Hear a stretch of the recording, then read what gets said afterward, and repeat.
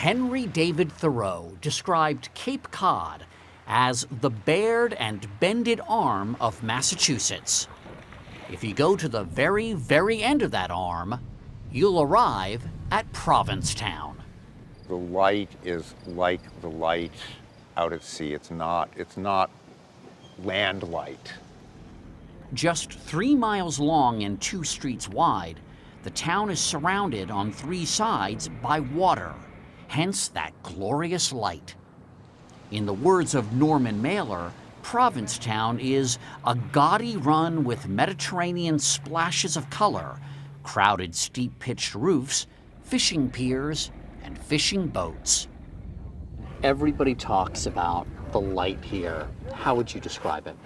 Well, you can't. It's you know, it changes by the day, I mean, by the hour, by the minute.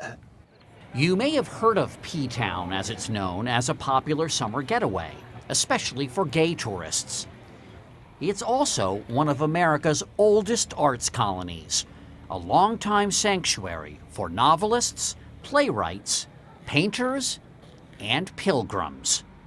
Yes, pilgrims. In 1620, the Pilgrims landed first in Provincetown before heading on to Plymouth. And Provincetown has the monument to prove it. The monument's kind of like the beacon of Provincetown. Rob Costa operates Arts Dune Tours, founded by his father in 1946. Only dune tours and shack dwellers are allowed into this trails here. Out here, a who's who of American artists have found inspiration and solitude in the rustic dune shacks perched precariously on these wild and shifting sands. And some of the great artists, writers and painters that have spent time in these shacks.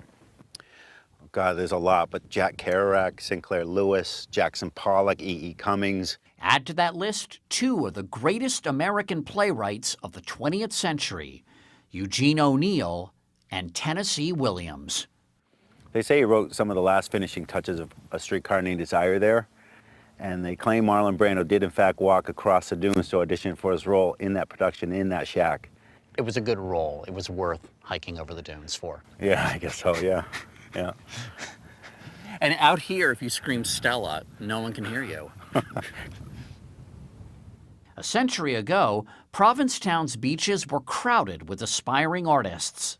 And if you were in the front row of your painting class, one of your jobs was to keep mosquitoes off the model. Chris McCarthy is executive director of the Provincetown Art Association and Museum, which recently celebrated its 100th birthday.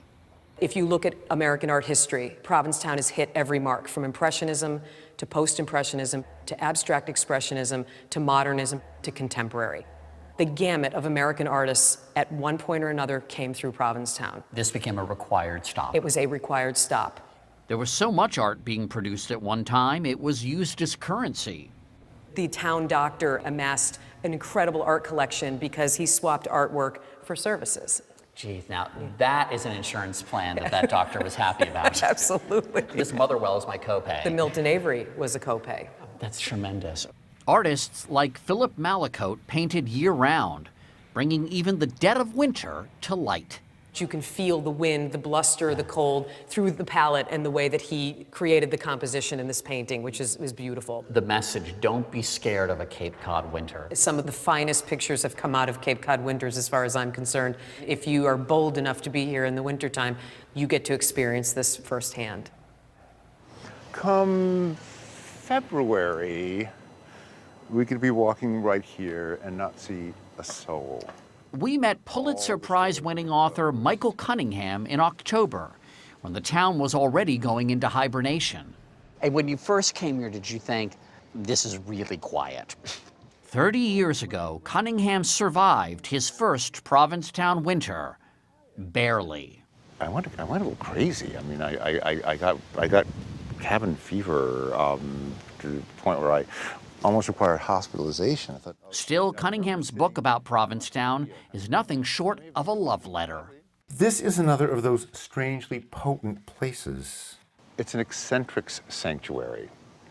It's one of the very few places I know of that actually prefers peculiarity. They would actually rather there be something a little off about you. the baseline, the default here is eccentric. Exactly, exactly, exactly.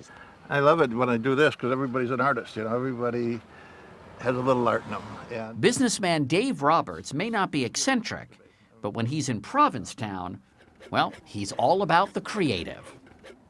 If someone who'd never been to Provincetown asked you to describe it, what would you say? well, you know what I'm going to do? I'm going to quote my beautiful granddaughter, and she had pigtails, and she said, "Provincetown's like this. If I had 6 pigtails, and every one was a different color, no one would even look at me." Is that beautiful? That is excellent. Yeah. Can you draw a line between the Pilgrims, Eugene O'Neill, Robert Motherwell, and you? I mean, are there similar, is there something similar that drew all these different people to this place? You know, it's slightly mysterious, Provincetown's allure, and I'm perfectly content with it as a mystery. It's remote, it's a little bit wild.